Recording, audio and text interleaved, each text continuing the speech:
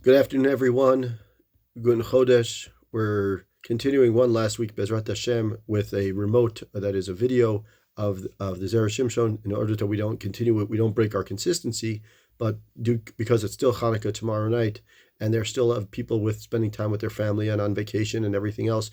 We want to make sure that we still record something. However, we want to allow everyone to do it without having to feel that there's a conflict and there's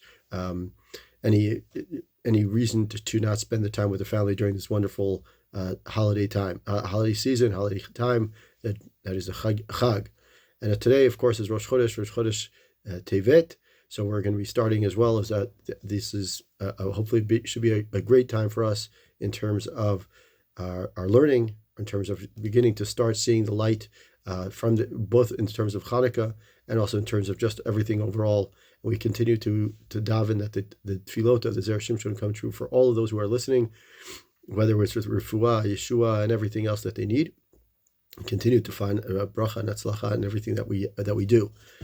In this week's parsha, which is at the end of last week's parsha, we have the cliffhanger where Yosef says that challenges everyone, all the shvatim, to bring down Binyamin, and then Yosef puts the cup, his goblet, into the bag of Binyamin's bag and says that the person who has my cup, he will become an eved for me forever. And of course, the story unfolds that we know that it's Binyamin. And now we're at the cliffhanger. The end of last week's parsha is the cliffhanger is now what happens. So the beginning of this week's parsha, we know that Yehuda comes and speaks an emotional speech to Yosef, and it challenges him and says that this is not what we wanted to do. This is not what meant to happen, etc., etc. And towards the end of this week's parsha, we have a wonderful, unique idea that most of us overlook because we kind of take it for granted, but there is a good question, and the Zera Shimshon asks a question that we're going to get to in a second. As we get to the second, third, and fourth Eliyot, we already start seeing that at the second Eliyah, Yosef already reveals himself to his brothers and says, "Don't worry, everything is from Hashem." And he says, "This is everything that happened from the moment that I left at the age of 17 to the time now, which I'm around 39, and everything that happened, the ups and downs, everything is from Hashem." He says that very clearly in the Psukim. And then we have this where Yaakov starts, and then the third Aliyah is where the brothers come back to Yaakov and say that his son Yosef is still alive. So that already is beginning to, we start seeing the beginning of the reality, the new reality, that this acceptance of what's going on. And then we have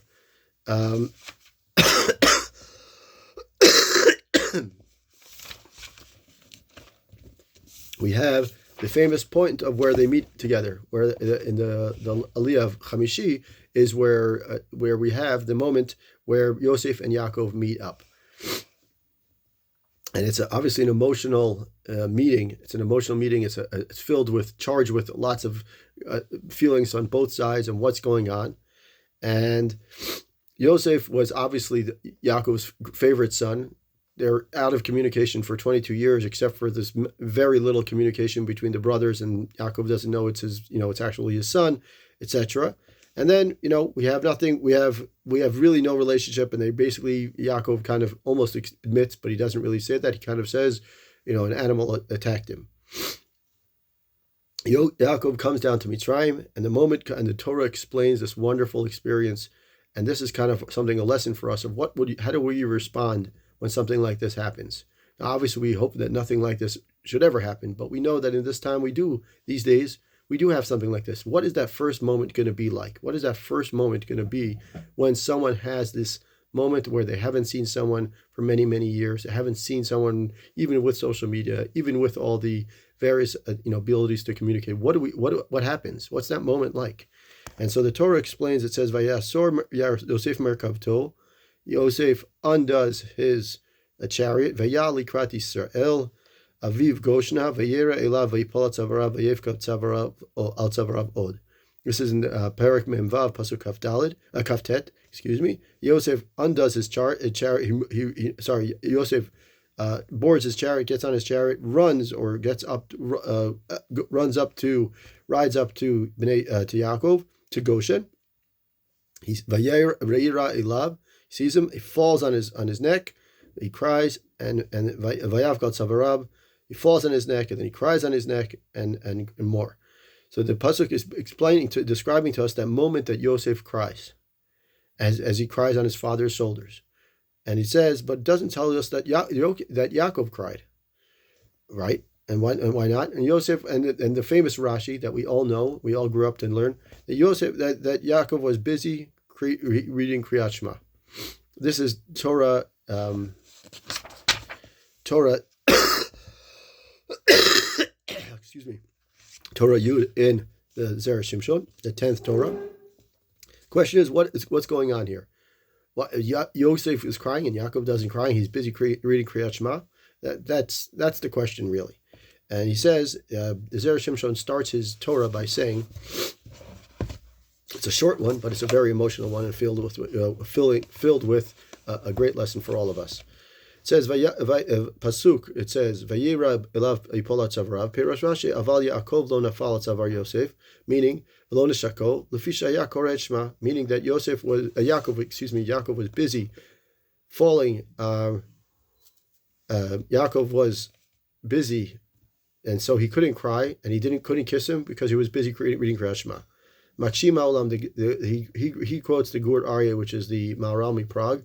Many other people also mention it. The Siftei Chachamim mentions it, but the Maharal Prague is an excellent answer, and I'm going to go through the Maharal Prague quickly, just because I think it offers a little bit of insight in comparison to what the Zera Shimshon says. The Maharal Prague asks, he says, why would if it was really the time, the Maharal is asking, if it was time to read Kriyat Shema, then Yaakov should have been, Yosef should have also been saying Kriyat Shema, right?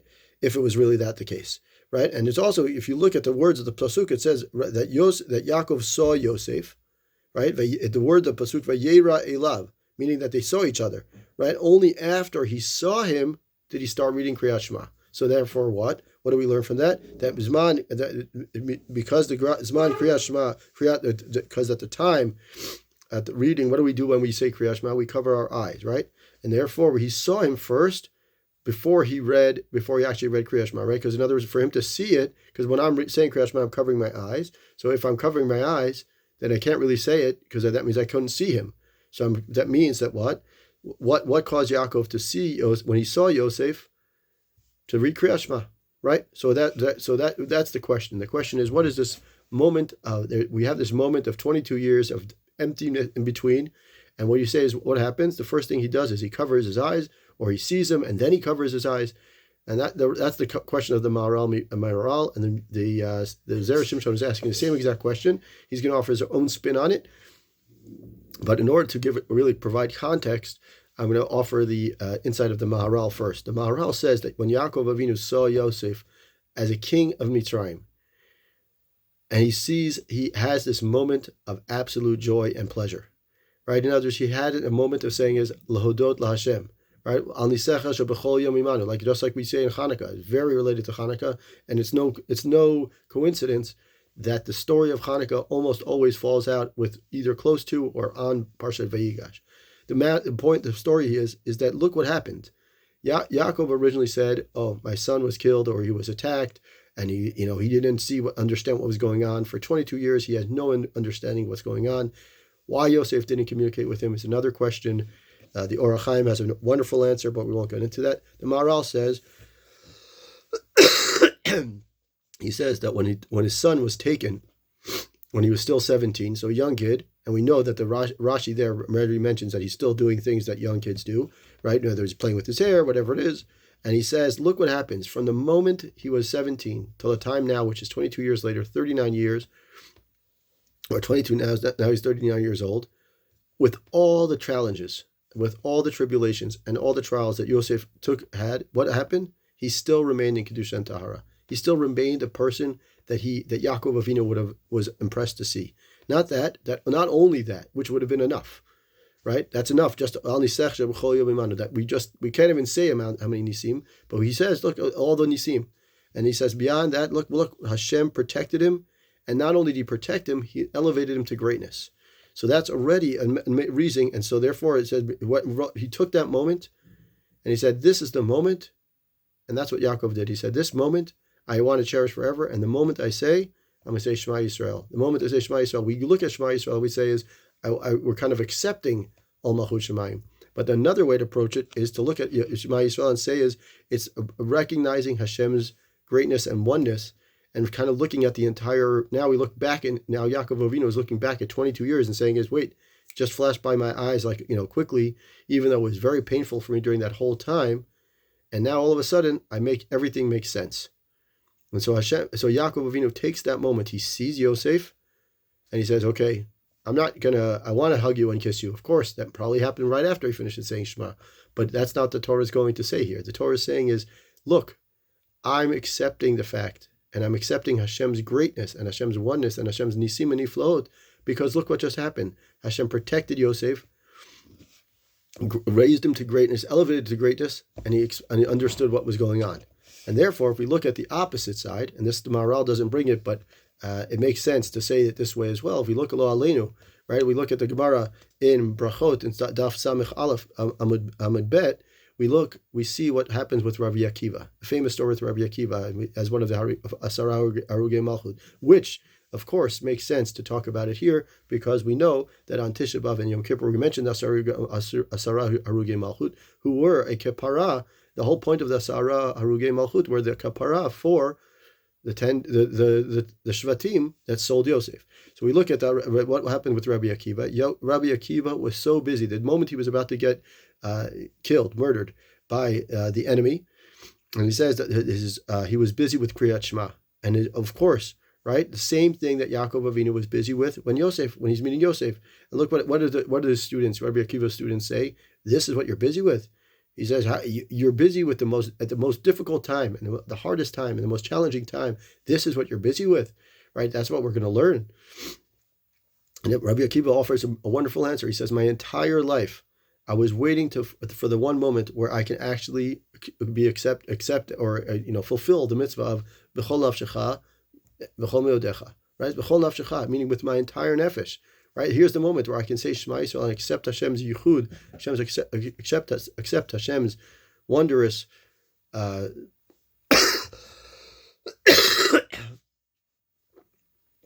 outcome. Even though I have no idea what's going on. Right, I mean, I can't accept. I don't understand everything. But here, at this moment of in case of Yaakov and Yosef, it's a moment of joy, great joy, pure joy, for seeing each other after 22 years. And this moment with Rabbi Akiva, it's a moment of obviously challenging. He realized what is happening, but he also says it's an opportunity for us to recognize Hashem's wondrous creations.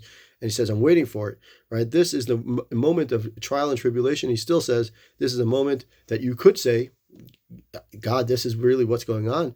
No, he didn't say that. He didn't get confused. He didn't at any moment did Rabbi Akiva say for 1 second and he hesitated. He said, this is a moment for me to be able to do Yichudo Shel Olam, right? And this is, and the Maharal at the end of this piece, which makes sense, at the end of this piece on this pasuk, it says, Zenachon Lamavin, means accepting yourself. It says, Zenachon Lamavin means that those people we really understand that even in moments of trial and tribulation, we really have to accept Hashem's ways and Hashem's decree at all moments.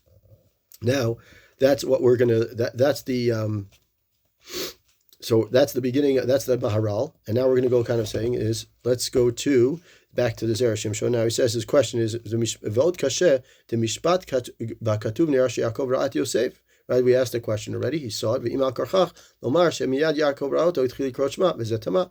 Right, so he says now the Zera Shimshon. We said, how could we? Why should Yaakov begin to say Kriyat Shema at the moment of Yosef's arrival? Right, before even greeting him. V'gam ein lomar sheYaakov nasai navra'ot b'emser Kriyat Shema. It wouldn't be possible to say that Yaakov, in the middle of reading Kriyat Shema, he raises on distracted. Right, we should all be so lucky to even say that we're not distracted or move our eyes from saying Kriyat Shema. Right, so it wouldn't have been that Yosef certainly Yaakov would not have noticed Yosef, right? The fact is that the pasuk indicates that Yaakov noticed Yosef, and therefore he not begun to say Kriyat Shema. Meaning, why did Yaakov start to say Shema? It still remains the question. So the Zera Shimshon, the Maharal, we kind of said it's that moment of a joy. It's that moment of pure jubilation of what that Yaakov felt, and that's definitely. And I think the way I read the Zera Shimshon, it seems to me that the Zera Shimshon kind of is moving in that direction. He uses offering a different spin, but he definitely follows the similar idea. And he says, "V'yuvan." This is based on al pi Kabbalah, al pi some certain kavanot of the Ari. So I'm not going to go into every detail of it, but I'm going to kind of go through it and kind of understand it, and kind of explain as best as possible. And maybe that will help us understand a little bit more, and also understand some of the things that we kind of learned when we were growing up. So we'll see. So it says, "V'yuvan b'masha katuva mekubalim." The mekubalim, right? It's in the kavanot of the Ari. It says that when you say Shema Yisrael, Hashem Elokeinu Hashem Echad, we know that the letter Ayin and the letter Daled are big. That's what it says in the Torah, and we also know it's just one of those things that we grew up. And what do we know? We always say that the Ayin and the Daled are it's a testimony, it's a witness, it's a testimony for us to accept Hashem's greatness.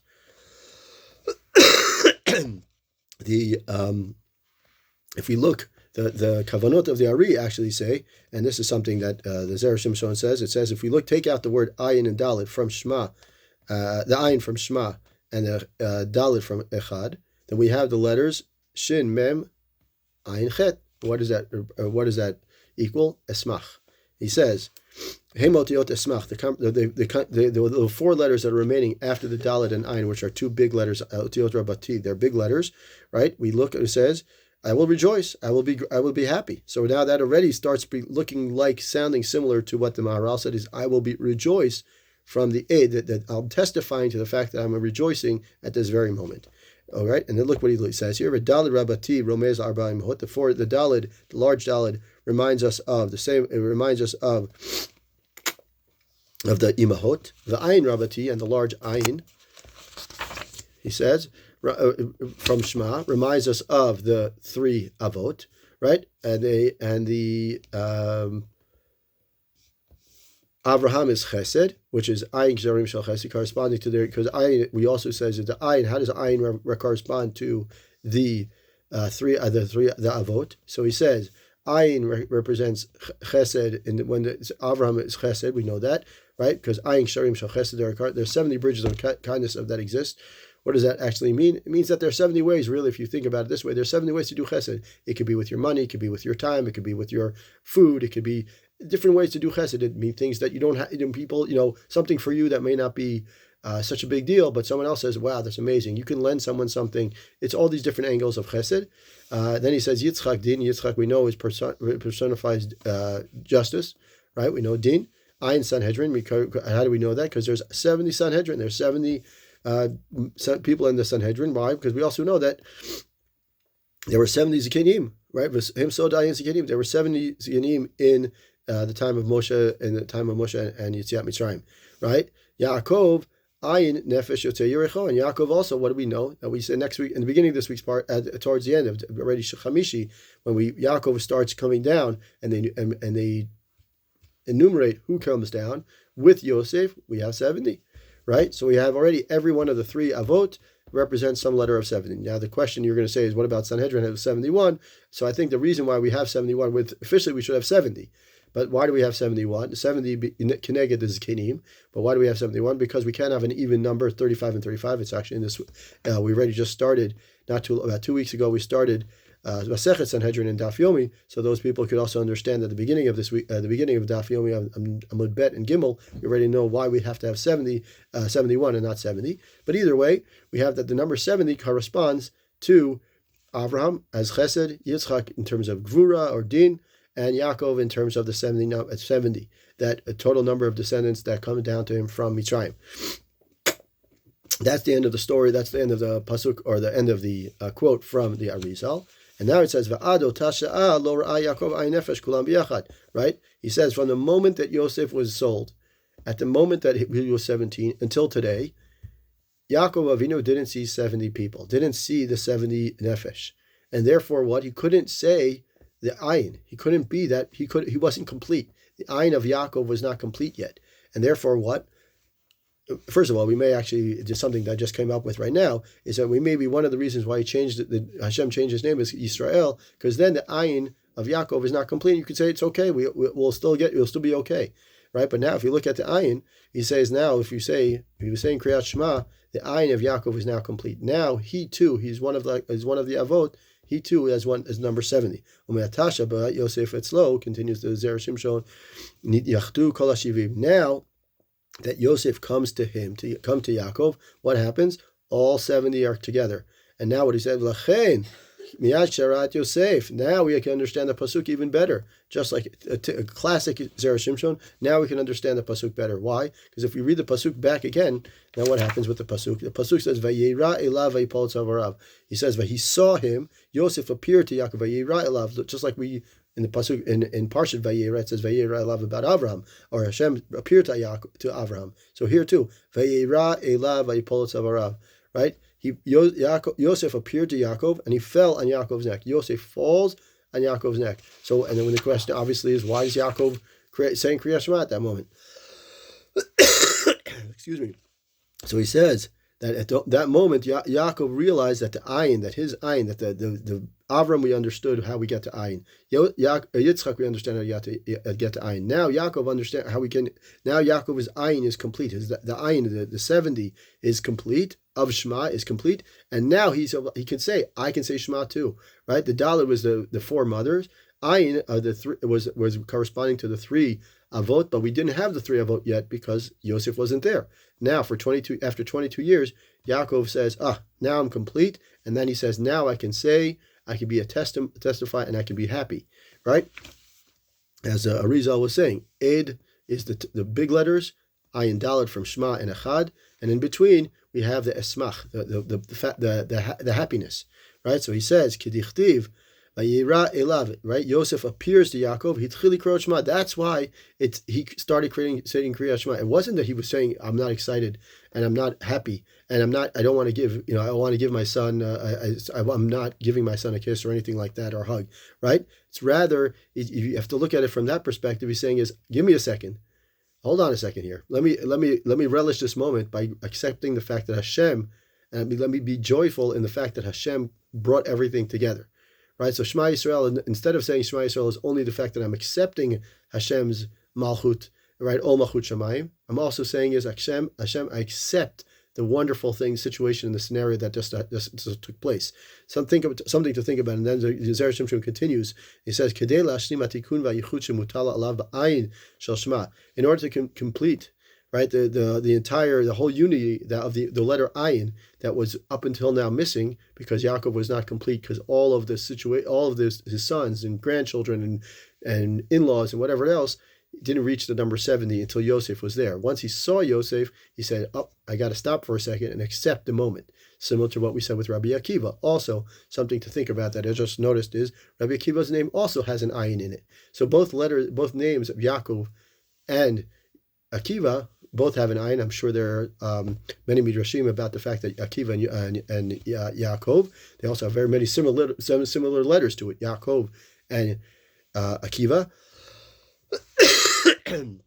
Yaakov and Akiva actually have many letters together, so it would make sense that Rabbi Akiva and Yaakov have many stories or situations that are similar to each other, right? But if we look again, what we do notice is that when Yosef arrived and Yaakov sees Yosef, it's that moment of, accept everything. I accept everything, and I see how everything, even though I couldn't understand and couldn't comprehend everything during that big moment of 22 years of uncertainty and thinking that Yosef was either killed or attacked or who knows what, he says he was inspired. That was the key here, is that that Yaakov, by seeing Yosef alive and well, he says, and that he's a king.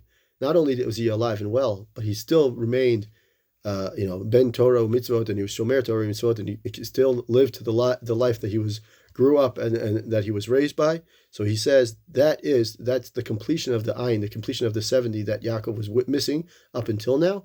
And he says, for that, I have to take a moment and relish the moment and not just say, okay, give you a hug and kiss. I'll do that too. But let me first take a moment to say Kriyat Shema. And that is what Rashi was saying. He said he was saying Kriya Shema. It's not just he was saying Kriya Shema and that he didn't want to even give him a kiss or a hug. It's the point is that what do we do in a moment when we're so enthralled and so inspired by what's going on? Do we just take it? Or do we just accept it and move on and just kind of let it fleeting moment? Or do we actually say something and recognize and acknowledge how Hashem's greatness is so important to us that we would be willing to even say, let me take a second step back and say Shema, and say acceptance of Hashem's greatness, and say that Hashem, this is awesome, right? Sometimes in the good and sometimes in the bad, and especially nowadays. Just imagine, B'ezrat Hashem, we should see it, but imagine that moment when the father or mother or child or grandchild or whatever it is of one of the hostages, they get back, the hostages come back, and we should see that very soon. And what's that moment going to be like? Right? What do we expect? And when we see a moment when we see our children after not seeing them for a few days, or not seeing them after summer vacation, what's that moment like? So that the second we look at that moment and we say, what is it? Is it a moment of just, okay, great, let's move on, how was your day? Or do we say a second and say, really, do we really appreciate the fact that Hashem gave us, and we see that their greatness, and we see that they grow up, and we see that they elevated themselves? Do we take that moment and say, thank you, Hashem? Do we say Shema? Or do we just say, okay, move on? That's the question here. I think that's what the Zera Shimshon is trying to go through. So we really learn here is we learn the idea that of the Maharal, and he takes it one direction, but I think, and I actually believe that the Maharal's question is the springboard for what the Zera Shimshon is trying to say, is that the moment that the completion of the ayin, which is where the Zera Shimshon takes it, is really comes from and emerges from the Maharal's question, where the Maharal says is that moment of joy, that moment of inspiration. What happens at that moment of inspiration? He says, it's Yosef, after 22 years, remained a person. Not only that, Hashem elevated him, and now Yaakov can say, oh, I see that Hashem's ways, even though they're challenging at the time, in the moment, in that thick of the bush, we can't see it. We can't see it, right? Mina Meitzar, we can't see that Meitzar in that deep situation where we're really stuck and saying, where is Hashem? All of a sudden we take a step out, and right, Yosef meets, and Yaakov sees Yosef, and all he says, Anani ber merchavi, I understand it, I got it. I understand everything. Everything makes sense to me now. And at that moment when everything makes sense, do you say Shema Yisrael, or you just allow it to move on? Shabbat Shalom, Chanukah Sameach. Look forward to seeing everyone next week.